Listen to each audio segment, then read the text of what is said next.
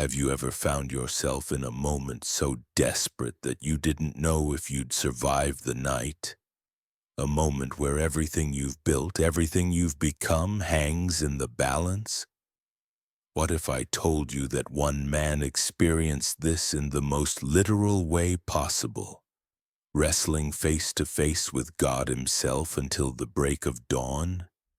This isn't mythology, this isn't legend. This is the account of Jacob, a man whose entire life had been defined by deception, struggle, and running away. But on one unforgettable night, everything changed. He walked into that darkness as Jacob the deceiver, and he limped out as Israel, a prince with God. How does a man wrestle the Almighty and live to tell about it? What does it mean when God himself marks you, wounds you, and renames you all in one encounter? And why does this ancient story still shake us to our core thousands of years later? Stay with me, because what happens next is not just a story, it's a turning point in human history. And by the end, you might see your own struggles in a completely new light. Drop a 777 in the comments if you're ready to dive into one of the most mysterious and powerful encounters ever recorded in Scripture. Let's unpack this together. Jacob's entire life had been a series of calculated moves and desperate escapes. From the very beginning, even in the womb, he was struggling. His name itself means supplanter or deceiver, and he lived up to that name in every possible way. He tricked his brother Esau out of his birthright for a bowl of stew. He deceived his blind father Isaac to steal the blessing that belonged to the firstborn. And when Esau's rage became murderous, Jacob ran. He fled to his uncle Laban's household, hundreds of miles away, leaving behind everything he knew. But even there in exile, Jacob couldn't escape who he was. He fell in love with Rachel, worked 7 years to marry her, only to be deceived himself on his wedding night when Laban switched her for her older sister, Leah. Can you imagine the irony? The deceiver finally gets a taste of his own medicine. Jacob ended up working another 7 years for Rachel and then 6 more years building his own wealth under Laban's roof. 20 years of his life spent in a foreign land, always hustling, always scheming, always looking over his shoulder. But something started shifting inside Jacob during those years. He had 2 wives and 2 concubines. He had 11 sons and 1 daughter. He had accumulated flocks and herds and servants. He had become wealthy and powerful. Yet underneath all that success, there was a wound that never healed. There was unfinished business back home. There was a brother he had wronged, a father he had deceived, a family he had abandoned. And God, who had been with Jacob through all of it, began to stir his heart. It was time to go home. It was time to face what he had been running from for 2 decades. Genesis chapter 31 records the moment when God spoke to Jacob directly and said, "Return to the land of your fathers and to your kindred, and I will be with you." That promise should have brought comfort, but instead it brought fear, because going home meant crossing paths with Esau again. And the last time Jacob saw his brother, Esau had vowed to kill him. Would he still be angry? Would he still want revenge? Jacob had no idea, but he obeyed. He gathered his wives, his children, his flocks, and his possessions, and he began the long journey back to Canaan. Along the way, he sent messengers ahead to Esau, hoping to soften his brother's heart with gifts and humble words. But when the messengers returned, they brought terrifying news. Esau was coming to meet him, and he had 400 men with him. 400 men. That's not a welcoming party, that's an army. Jacob's worst fear was coming true. The past he had been running from was now marching toward him with overwhelming force. And for the first time in his life, Jacob couldn't scheme his way out.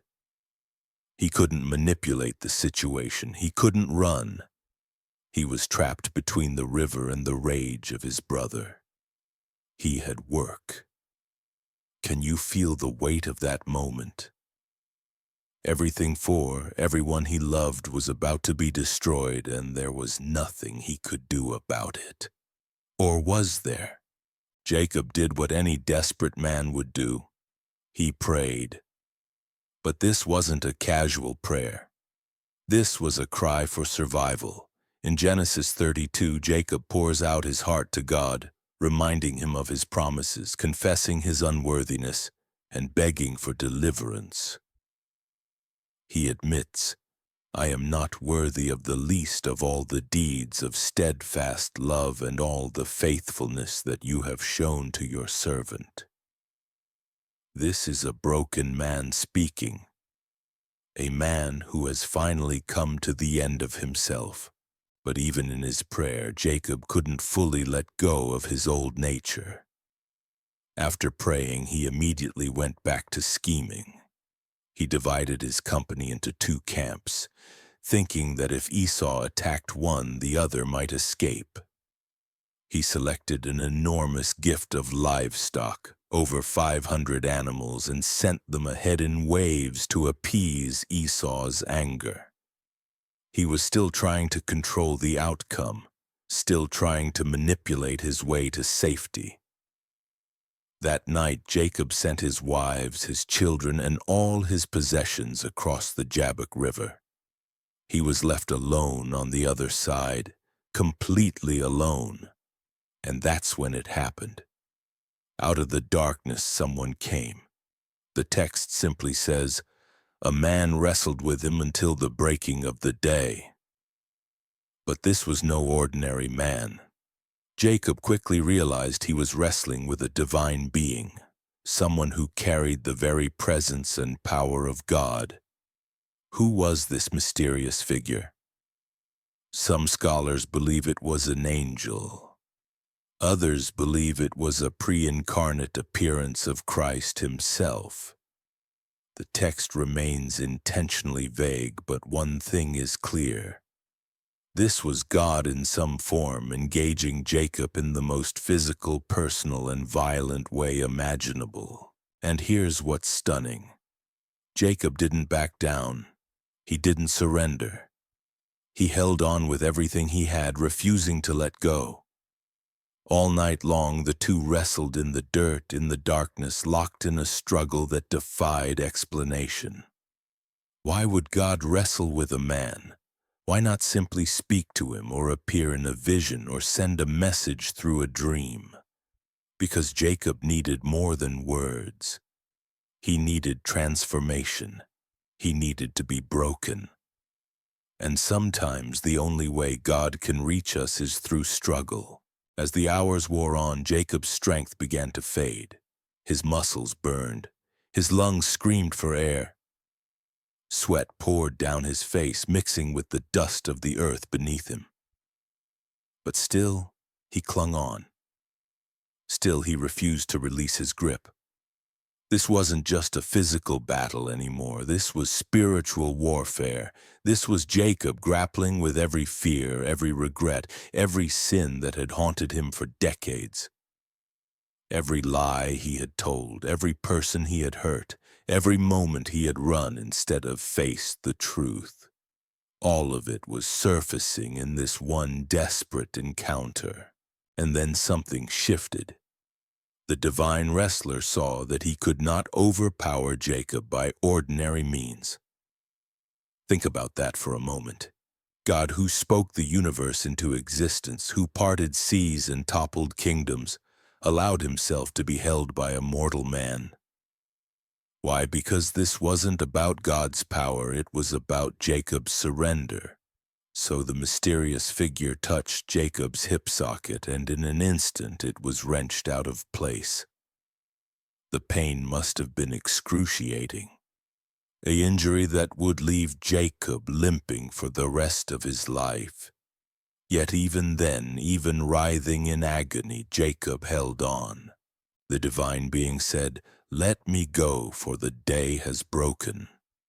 But Jacob, gasping through the pain, replied with words that would echo through eternity. "I will not let you go unless you bless me."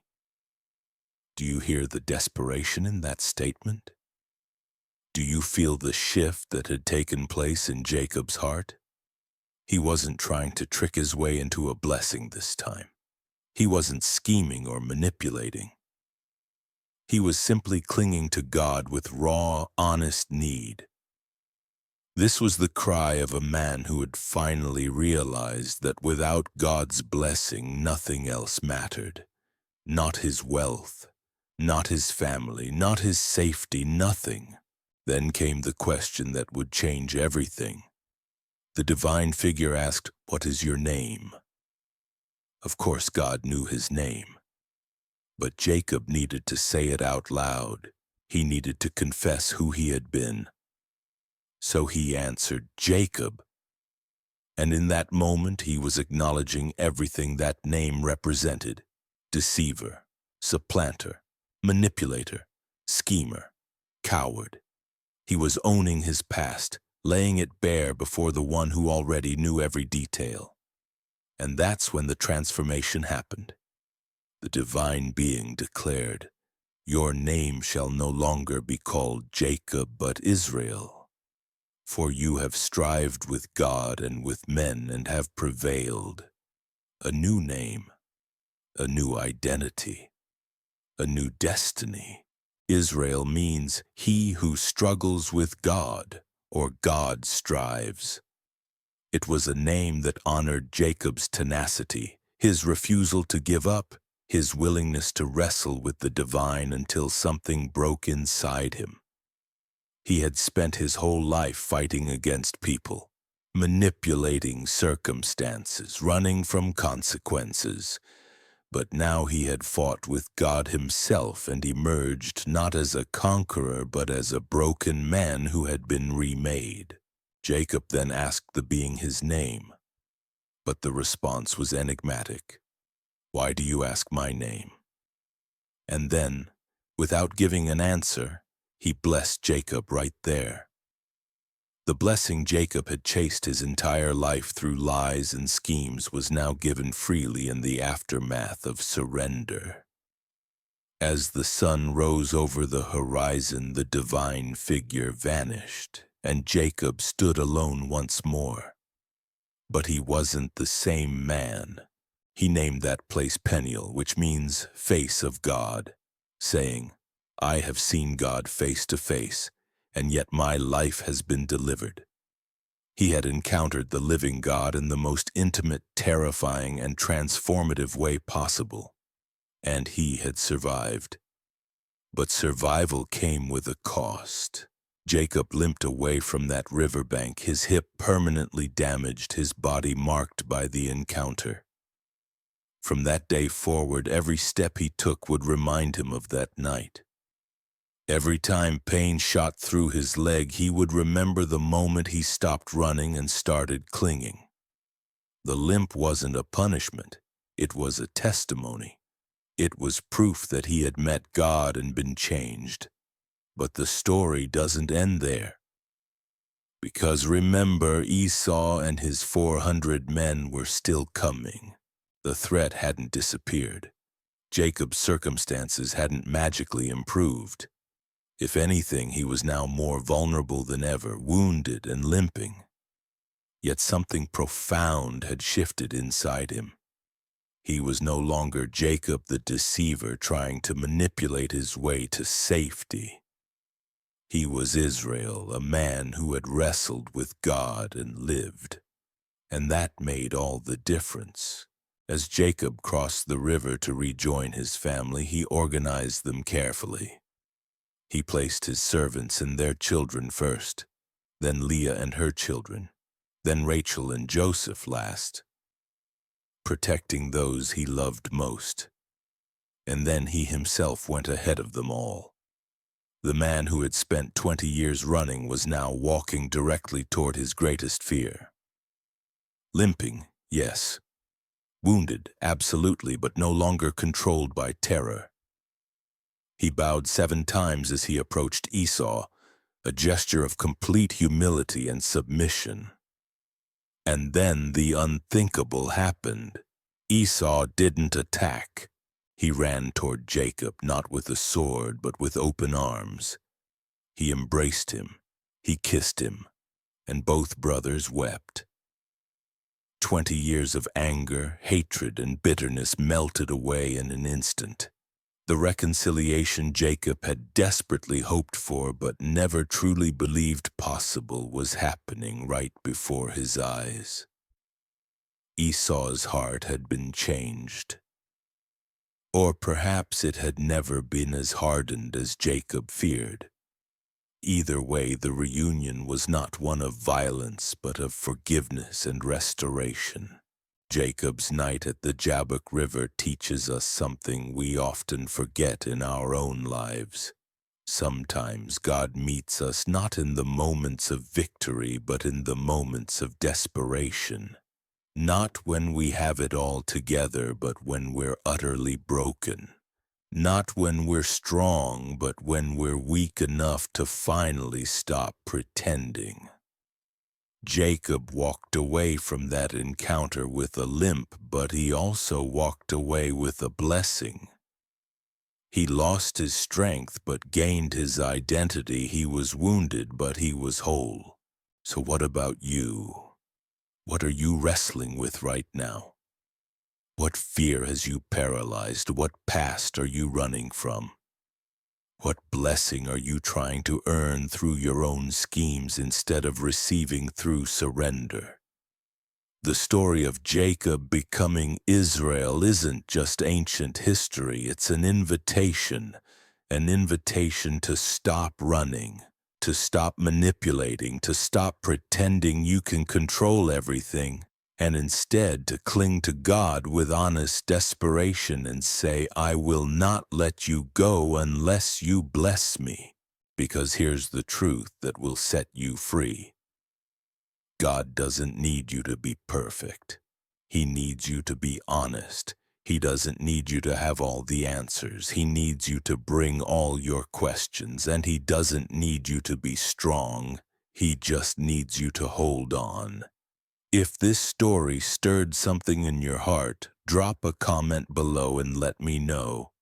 And if you want more deep dives into Scripture that will challenge and transform the way you see God, hit that subscribe button. This is only the beginning of Israel's story, and trust me, you won't want to miss what comes next.